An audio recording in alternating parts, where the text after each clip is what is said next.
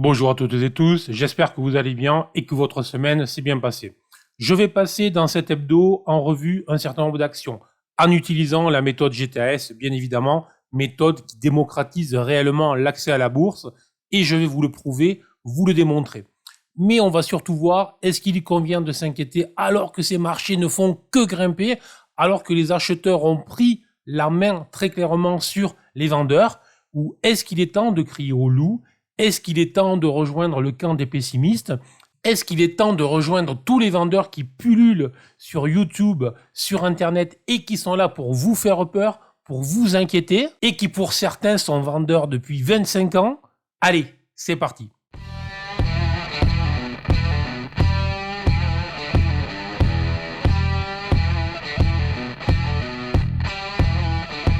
Alors, aujourd'hui, les actions de la semaine que nous allons voir: Getlink, L'Oréal, Essilor, GTT, Gensight, Sartorus, Renault, Stellantis, AXA, Rexel. Toutes ces actions sont des actions que vous m'avez demandé soit en commentaire, soit par email, soit désormais dans la matinale que j'anime tous les matins de 8 à 9 heures pour vous accompagner sur les marchés. Là aussi, vous avez le lien sous cette vidéo. Si vous voulez vous inscrire, c'est gratuit, profitez-en. Je vous invite, si vous voulez que je fasse cette vidéo, cet hebdo de manière régulière, ce que je ne fais pas, je le reconnais car je suis trader, et le reste, je le fais lorsque j'ai envie, lorsque vous me motivez. Donc, je vous invite à liker cette vidéo, je vous invite à partager cette vidéo, je vous invite surtout à la commenter et à me dire ce qui vous plaît pas, à me dire ce avec quoi vous êtes en phase avec moi et là où vous ne l'êtes pas, etc. Et donc à me donner, semaine après semaine, les idées, les actions que vous voudriez que j'analyse pour vous. C'est vous qui faites cette chronique, c'est vous qui faites cette vidéo. Si j'ai des demandes, je la ferai. Si j'en ai pas, je ne la ferai pas. Donc si ça vous intéresse, je répète, likez, partagez et commentez-la surtout. Voilà.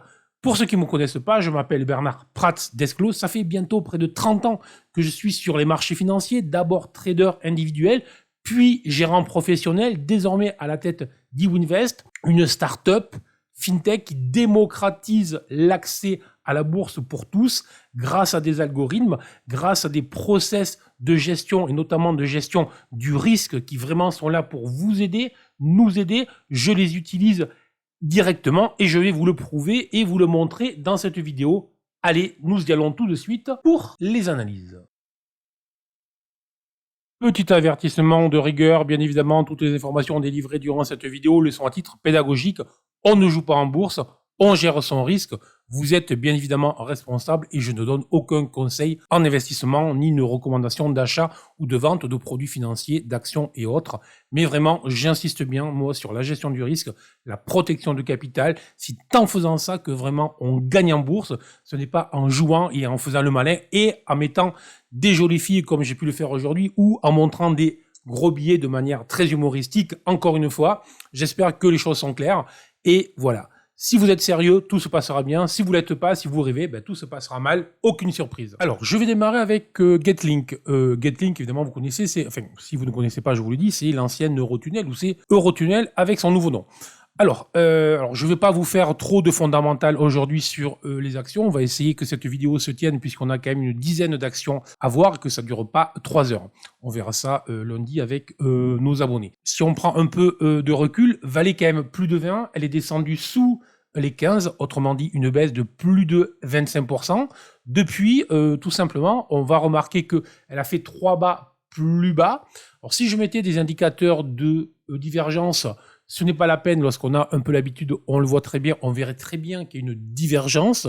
Pour ceux qui connaissent même la méthode GTAS, on est sur une divergence de type 2. Donc potentiellement, on pourrait être intéressé à regarder ce qui se passe. Maintenant, pour avoir la validation, l'autorisation GTAS, extrêmement simple, c'est là pour nous protéger, nous aider.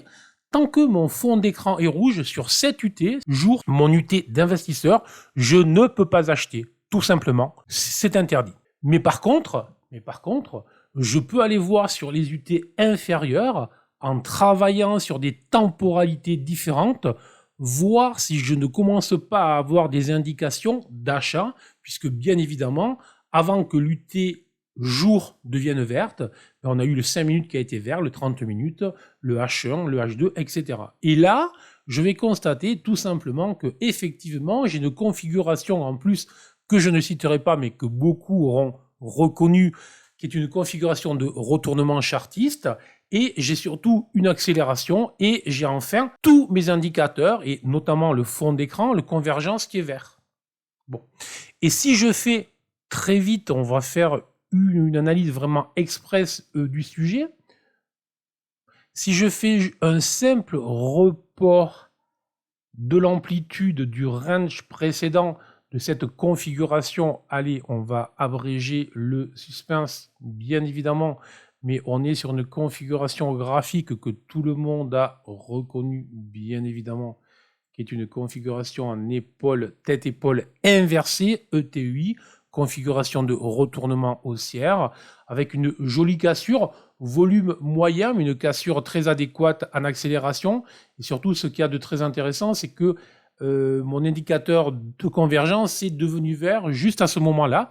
Et donc, on a un objectif sur les 16, on va dire jusqu'à 16,5 pratiquement. Mais soyons clairs, désormais, on est trop proche de cet objectif. Donc, est-ce que je peux travailler à l'instant cette figure? Elle est très belle. Il y a une probabilité sérieuse pour que la valeur monte à ce niveau, mais je n'ai pas de risk-reward très intéressant pour travailler. Donc, le seul moyen, ça va être, voilà, je vais vous proposer un plan très clair sur cette valeur. Et ce plan va être le suivant, un plan simplissime, je dis bien. Je vais surveiller un pullback éventuel autour des 15,4, ce qui correspondrait à la fois à mon nuage BSI, ici, et à un pullback sur la ligne de coût anciennement résistance, potentiellement support à venir. Et si jamais j'avais un pullback sur cette zone et que sur cette zone, je trouve des indications en chandelier japonais ou une stratégie GTAS spécifique pour rentrer à ce niveau-là, je rentrerai avec un stop le plus court possible pour avoir ensuite un objectif qui là serait un objectif autour de 1 euro. Et donc, il faudrait que j'ai mon stop entre 0,3 et 0,5 pour que ce soit très intéressant. Donc, surveillez ce plan de trading dans les heures et les journées à venir. Idéalement, il faudrait que ça se fasse dans les 2-3 premiers jours de la semaine. Sinon, après, ça sera cramé. Donc, vraiment, un plan à surveiller sur GetLink. Allez, suivant.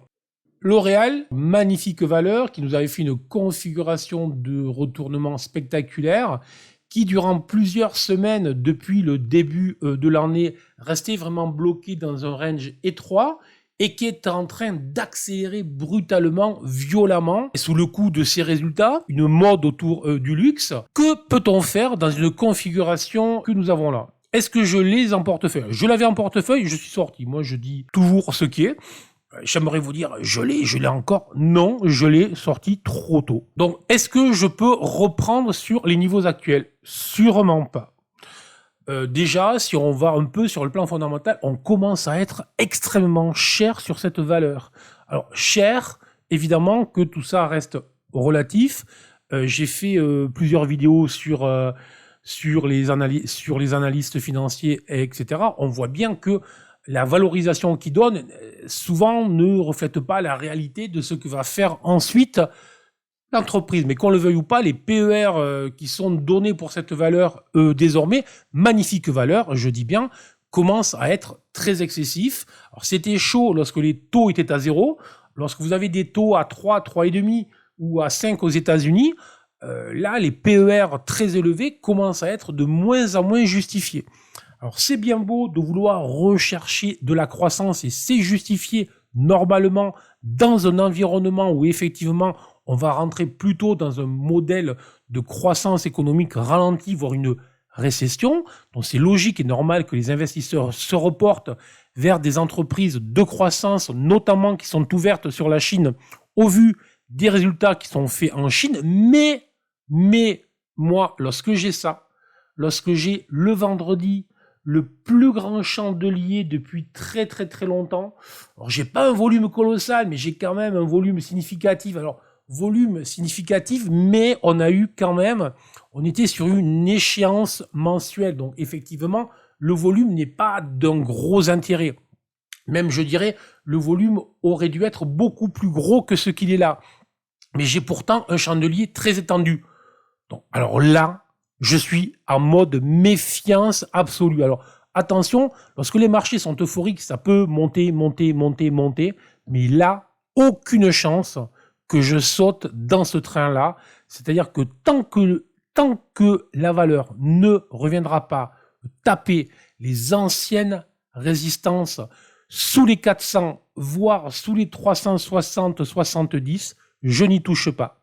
Peut-être que j'ai tort, je n'y touche pas. Ce qui est certain, c'est que depuis près de 30 ans que je suis sur les marchés, ceux qui se sont cramés, c'est ceux qui ont joué à essayer de courir après les valeurs. Et tous ceux qui se montrent patients, calmes, qui laissent passer l'orage, qui laissent passer ces euphories-là pour attendre tranquillement les pullbacks, pour attendre sereinement les retours, ceux-là sont ceux qui gagnent régulièrement. Donc vous faites votre choix, le mien, je vous le dis, c'est enregistré, vous aurez la vidéo, je ne rentre sûrement pas à ces niveaux-là, peut-être que j'ai tout à fait tort, mais en attendant, vous connaissez les niveaux sur lesquels je me réintéresserai éventuellement à cette valeur, entre 375 et 395, pas avant ce niveau-là. Alors, Essilor, c'est une valeur que j'ai rentrée en portefeuille. Alors, je l'ai rentrée dans cette zone-là en 2 temps exactement. Pourquoi est-ce que j'avais rentré Essilor donc en portefeuille? J'en avais parlé sur mes ateliers actions qu'on a avec nos abonnés. Et bien, tout simplement, on était en train de taper, si vous voulez, un support, même de dépasser un support. Et pour ceux qui connaissent un petit peu les vagues de correction, on avait identifié de manière claire 3 vagues correctives, et ces 3 vagues correctives s'étaient réalisées dans un environnement où, je ne sais pas si ça va le faire là-dessus, non, ça ne va pas le faire, il faudrait que j'essaye, je ne sais pas si vous le voyez bien là, où mon BSI long terme ici était resté vert. Voilà. Donc j'avais anticipé le signal et en rentrant sur des UT plus courtes que l'UT jour. Je suis toujours dedans pour une partie, j'en avais soldé un tiers. Je suis toujours dedans, mais désormais, là, on a eu un volume significatif, les résultats significatifs. On est en train de breaker de manière claire les sommets. Donc, je vais sécuriser les positions qui sont ouvertes, mais là aussi, je ne vais pas courir après le papier, c'est-à-dire que je ne vais pas re-rentrer des positions juste parce que les résultats sont bons. Généralement, chez moi, c'est plutôt l'occasion de solder. Donc, je vais surveiller si jamais il y avait des hésitations, si le cours devait revenir sous les 180, sous les 180 dans les prochaines journées, probablement que je déciderai de solder les 2 tiers de positions qui me restent.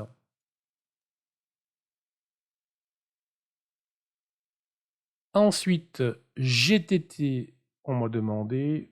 Alors, vous m'avez demandé GTT, et GTT, effectivement, alors c'est une entreprise que j'avais travaillé, mais sûrement pas là. J'avais travaillé lorsque tout était vert, vous voyez, toutes ces flèches, etc. Bon, donc je l'avais travaillé. Depuis, effectivement, lorsqu'on gagne sur des actions, et qu'en plus elles sont, puisqu'elles touchent au gaz, elles sont plutôt dans l'actualité, on a plutôt tendance à les surveiller et à les suivre, mais pour le moment, je suis toujours en attente de signal clair. Alors, on a failli avoir un signal d'achat à ce niveau-là. Moi, je l'avais repéré, je l'avais donné, je l'avais annoncé, je le dis, je ne l'ai pas tradé. Si je l'avais tradé, j'aurais été stoppé. Je ne l'ai pas fait, et du coup, c'est quand même un signal qui a fait pchit, qui a échoué de manière claire. Mais aucune surprise, je dirais, sur cette UT-là, le signal n'y était pas. Donc, il fallait le chasser sur des UT plus courtes, un peu comme on a vu avec Getlink au début. Bref. Maintenant, ce qui se passe là commence à être intéressant, puisqu'on a eu ce vendredi, on avait eu auparavant ici un nouveau bas, je vais vous le dessiner pour ne pas aller trop vite. C'est vrai que des fois, je vais un peu trop vite. Et là, on a eu un bas vendredi avec une attaque baissière après l'ouverture. Et tout au long de la journée, on a eu un retournement assez significatif, un magnifique avalement. Alors sur cette UT, évidemment, rien de valable, puisque le fond est rouge, interdiction de rentrer. Et si je descends sur les UT, on va descendre sur le H2, sur les autres UT, je vais descendre, mais que sur quelques actions, on va dire, je constate que pour le moment, oui, j'ai les prix qui sont en train de se retourner, mais je vois bien que mon convergence, le fond d'écran, reste rouge. Donc même si je voulais, je ne peux pas.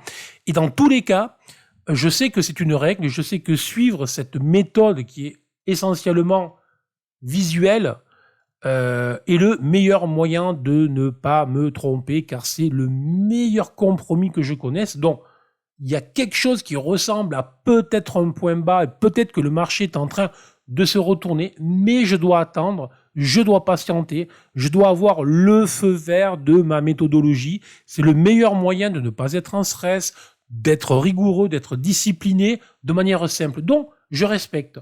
Mais par contre, je vais placer de manière claire GTT en surveillance à l'achat au cas où mes indicateurs le valideraient. D'autant plus, bien évidemment, pour les adeptes des configurations chartistes que tout le monde aura remarqué. J'imagine que nous avons ici potentiellement une configuration de type double creux. Un double creux qui pourrait nous conduire sur les 107 euros, d'accord. Et en plus, un double creux pour ceux qui connaissent les spécificités des double creux, qui est un double creux en Ève et Adam, si jamais nous avions la cassure.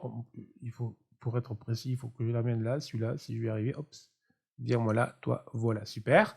Donc en Ève et Adam, c'est un double creux spécifique avec une première base large et une deuxième base plus pointue. Je vous laisse chercher pourquoi en Ève et Adam. Et donc, il faudrait que cet Adam, qui est en fait aussi un V-bottom pour ceux qui connaissent, il faudrait que ça pète rapidement, c'est-à-dire que lundi ou mardi, j'ai la cassure de la ligne de coût. À ce moment-là, un potentiel, une 7, 8, 9 euros au-dessus de la ligne de coût. Donc, c'est à surveiller. Mais pour le moment, je n'ai pas encore le feu vert de mes indicateurs. Alors là, on en arrive au Gadin Kata, vous l'appelez comme vous voulez, de la semaine. Je ne sais pas si vous le voyez bien là. Je vous le mets moins 70% sur la journée. Moins 70%. Et ça, peut-être que GTAS, pour moi, c'est lorsque je vois ça, et à chaque fois que je vois ça, je peux vous assurer qu'auparavant, mon fond d'écran était rouge. On l'a vu avec Orpea, avec Atos, avec Worldline, avec toutes les grosses gamelles, avec Chrono, avec Orange, bref. Ça signifie tout simplement que GTS vraiment me protège, nous protège, vous protège. Ne pas l'utiliser est une absurdité. Et se dire, tiens, je pense que parce que j'ai une annonce, une news, parce qu'il y en a un qui m'a dit que je ne sais quoi, bref, j'ai mon voisin qui travaille dans un laboratoire à côté, bref, toutes les conneries que l'on peut entendre signifient le plus souvent que l'on prend des risques et que l'on n'est pas rigoureux, que l'on n'est pas discipliné, alors que là, mon fond d'écran est rouge, je ne peux pas acheter. Je ne dois pas acheter. Si j'ai la valeur en portefeuille, je dois couper sur le premier support. Les règles sont simplissimes. Et ça nous sauve la vie. Lorsque vous prenez du moins 70% sur la journée, alors généralement, c'est pas le genre de valeur sur laquelle vous avez 25% du portefeuille. Mais bon, j'ai vu ces jours-ci que certains avaient des valeurs comme Opium en portefeuille. Opium, c'est la tentative de faire une voiture à hydrogène en France. Certains ont planté 90% de leur valeur sans broncher, sans bouger. C'est incroyable. Et moi, je vous le dis, ça me rend malade. Parce que je sais les souffrances qu'il peut y avoir là derrière. Alors, évidemment que si vous avez 3 millions d'euros, que vous mettez 20 000 balles sur ça, votre perte est très réduite. Malheureusement, ceux qui vont travailler sur les biotech ou sur les trucs à hydrogène et je ne sais quoi, et qui vont planter 70 à 80, 90%, voire 100% de leur portefeuille parce qu'ils vont miser tout dessus justement, ou voilà, sans aucune diversification, ce sont souvent ceux qui ont peu de moyens, ceux qui ne savent pas. Donc moi, ce qui m'intéresse dans tout ce que je fais, c'est de vous protéger, de vous aider et que certains évitent les catastrophes. Lorsqu'on évite les catastrophes industrielles comme Gensight, au final, ça fait quoi? Ça signifie qu'au final, à côté, si vous avez même des petits gains, en éliminant ces catastrophes industrielles, vous vous en sortez. Voilà. Donc, biotech, méfiance. Biotech, lorsque le fond d'écran est rouge, et même si ce n'est pas une biotech, lorsque le fond d'écran est rouge, je n'y vais pas, je ne bouge pas. Et si je vais rentrer sur des UTZ inférieurs, je ne peux travailler qu'avec des stops toujours très courts à condition que tout soit vert. Voilà. Les choses sont extrêmement simples. Évitez-moi ça. Vous dormirez vachement mieux la nuit. Vos investissements s'en porteront mieux. Vous aurez le sourire. Et tout ira bien. Sartorius, là aussi, ça fait des mois que je suis baissier. Alors mieux sur celui-là, Sartorius, je l'avais présenté à la télévision, ça devait être début janvier.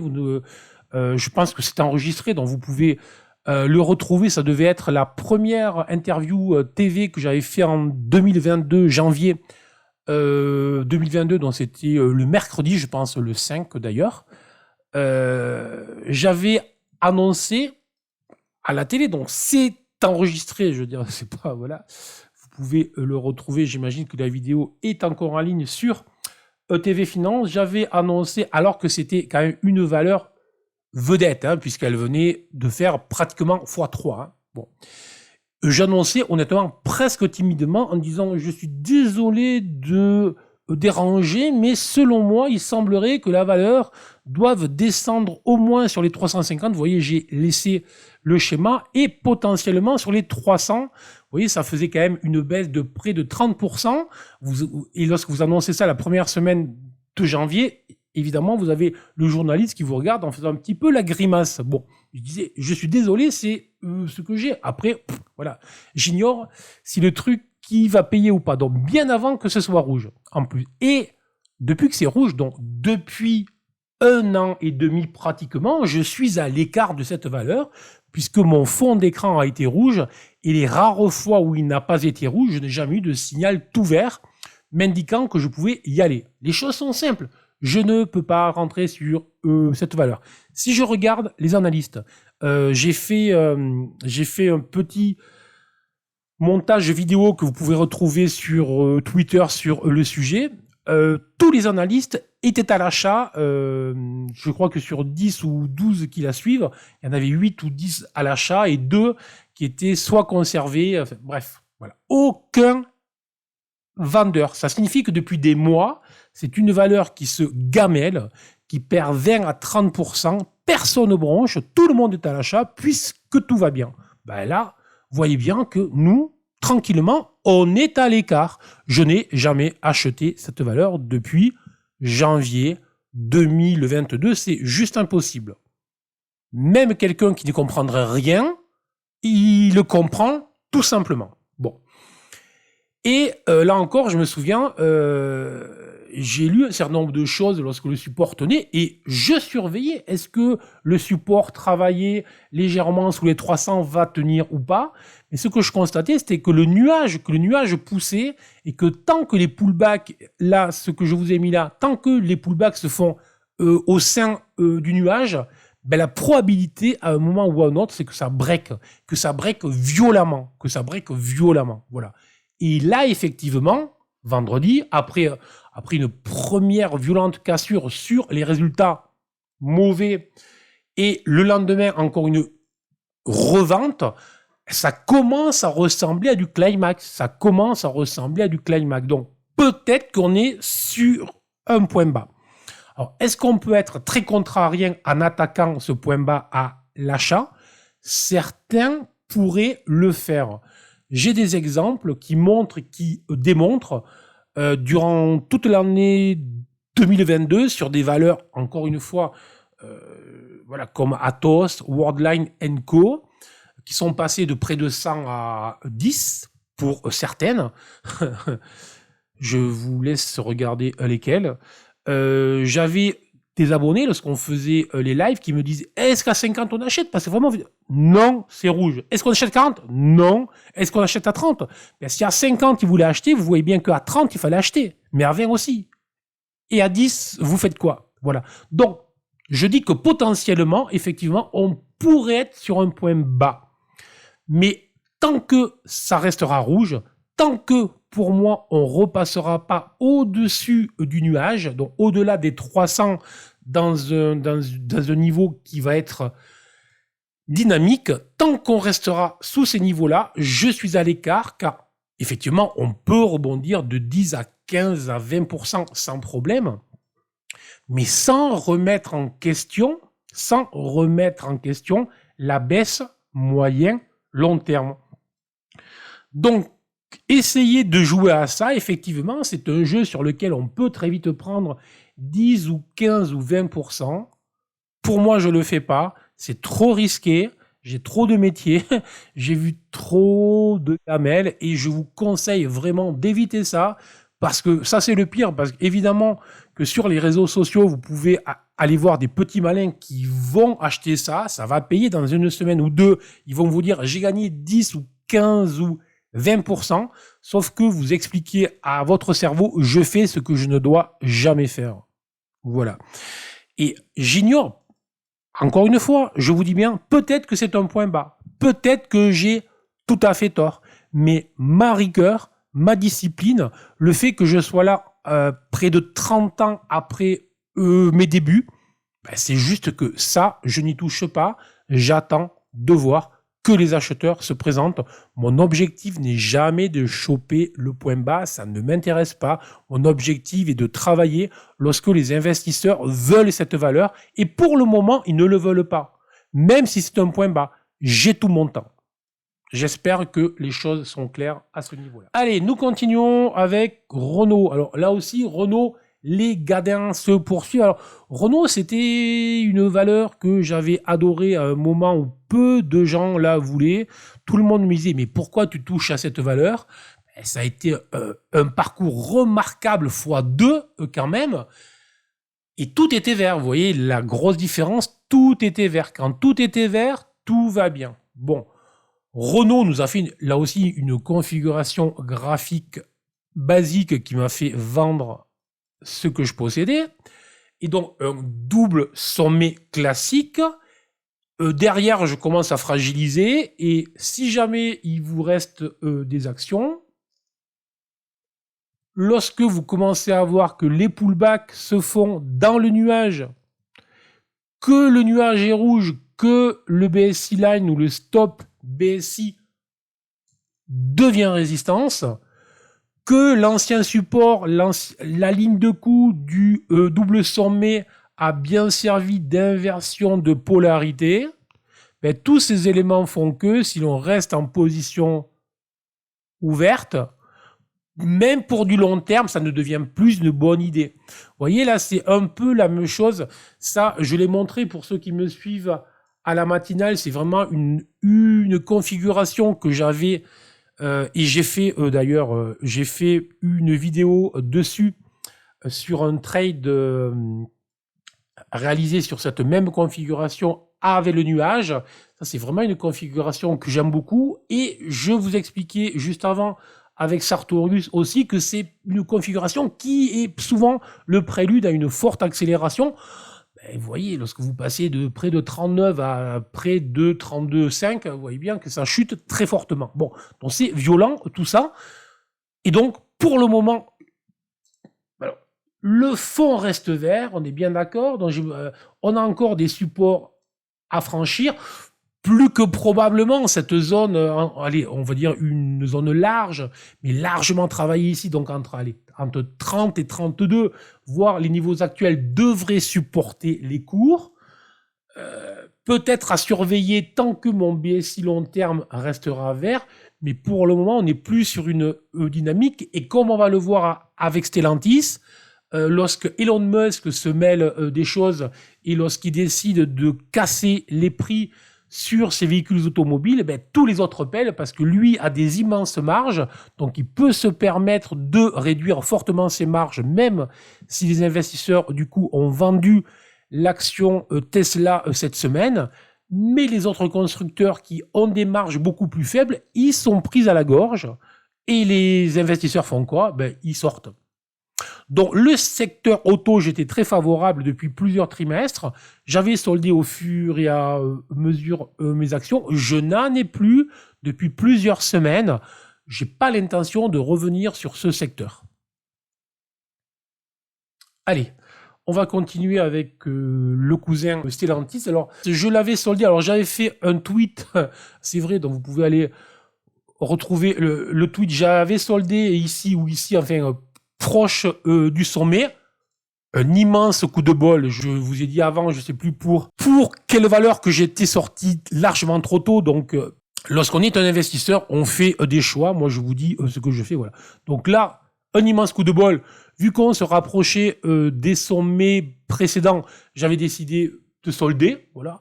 J'ai repris lorsqu'il y a eu le mini crack avec SVB Co. Et j'ai resoldé toujours trop tôt. C'était à 16,9, 17 et quelques. Mais au final, ben, je croyais avoir resoldé trop tôt. C'était pas si mal que ça. J'en ai plus du tout. Je touche plus aux actions automobiles pour le moment. Tant que Elon Musk s'amuse avec les prix, il faut savoir rester à sa place. Voilà. Donc, lorsque Elon Musk s'énerve, laissons-le faire et on reviendra lorsque la poussière sera retombée. Mais pour le moment, je reste à l'écart. Et vous voyez bien qu'on est peut-être en train, en plus de dessiner sur cette valeur un double sommet. Là aussi, c'était bien de tenter l'inversion de polarité sur l'ancienne résistance. Un second test serait probablement un break à faire. Donc, je suis à l'écart. Pour le moment, c'est positif. Hein. Pour le moment, c'est positif, mais pour les raisons, je vous parle sur l'automobile, je commence à être plus méfiant que ce que j'étais. Ensuite, AXA, là aussi, c'est une valeur que l'on m'a demandé. Alors, AXA, j'étais vendeur. Je vais vous montrer où. Alors là, il y a deux gros canaux. J'espère que vous le voyez bien. Il y a un premier canal ici. Il y avait un deuxième canal plus affirmé, plus orienté. Donc, on avait breaké ici. On est venu bloqué sur ce canal-là, enfin sur le haut, sur la TLR, donc la résistance du canal, l'oblique ascendante du canal, et là aussi avec SVB, Silicon Valley Bank, ben on a craché jusqu'au bas du canal. Donc ça, c'était plutôt positif.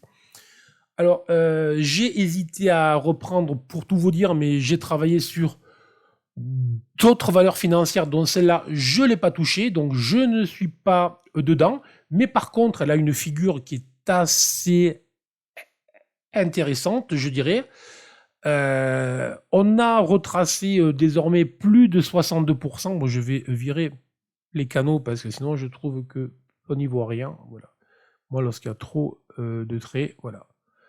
On y voit mieux là. Beaucoup plus propre de cette manière. Celui-là, on peut le mettre là. Celui-là, on peut l'enlever là. Voilà. Donc là, je suis clean. Vous voyez, avoir trop de traits sur les graphiques, c'est vraiment, je n'y vois rien, je comprends plus rien. Bon. Alors, je suis sur un pullback. On a pratiquement retracé, si je regarde, 75%, je pense, à vue de nez de plus de 75%. Donc, j'avais tout faux. Plus de 75%. Donc, on a vraiment retracé très fort.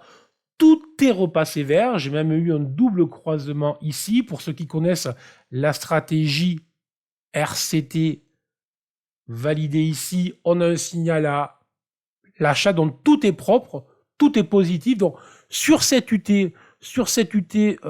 tant qu'on repassera pas sous le bas, mais c'est vraiment trop loin pour que ce soit très utile, c'est haussier. Est-ce que j'ai un signal là? J'ai zéro signal. Est-ce que je peux rentrer là? Je ne peux pas. Donc il faudrait aller chasser sur des UT plus courtes. Ce qui est certain pour moi, si j'avais, je ne l'ai pas, si j'avais cette valeur en portefeuille, ce n'est pas une de celles que j'ai rentrées, je vous ai dit, si je l'avais en portefeuille, comme le stop est juste en train d'être avec les prix, je placerai tout simplement le stop sous le bas du nuage, quelques ticks sous le bas, tout simplement. Et si ça veut poursuivre, si l'on referme le gap, si l'on veut faire des hauts plus hauts, je suis dedans. Si ça coince là, j'ai sécurisé. Toujours cette idée chez moi de sécuriser les positions. C'est franchement essentiel.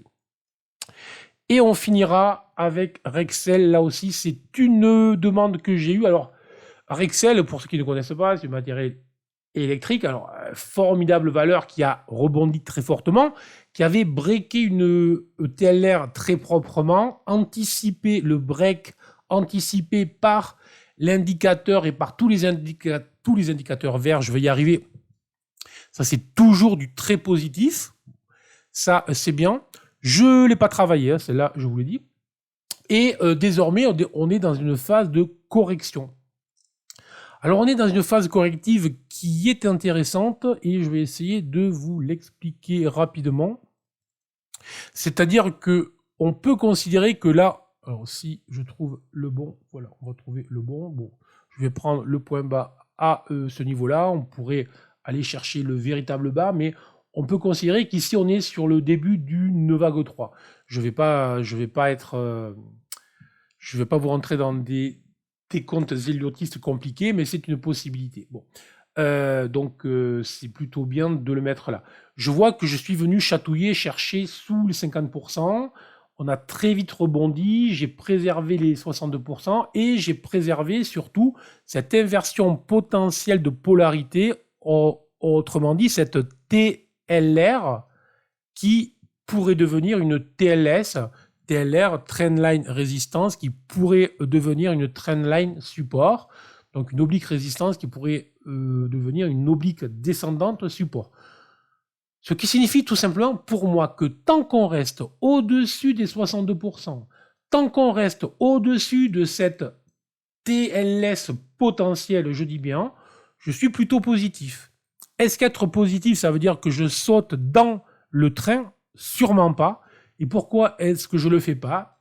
D'une part, j'ai mon BSI court terme et le moyen terme qui m'indique que je suis toujours dans une phase corrective. Donc, la tendance long terme reste haussière. Mais mon BSI court terme et le moyen terme me disent OK, mais ça reste correctif baissier. Est-ce que je veux rentrer sur une correction baissière? Pas spécialement. Sûrement pas dans ce cas. Et pourquoi pas dans ce cas? Ben, tout simplement parce que là aussi, je vais vous montrer ce que je vous ai déjà montré 3 fois aujourd'hui. Donc, ça va être la thématique du jour. Les blocages dans le nuage. Ben, c'est que tout simplement, j'ai un premier blocage un peu plus bas. Là, j'ai un deuxième blocage un peu plus haut. Mais dans tous les cas, vous voyez bien que là, on avait ouvert au-dessus et ça a été vendu.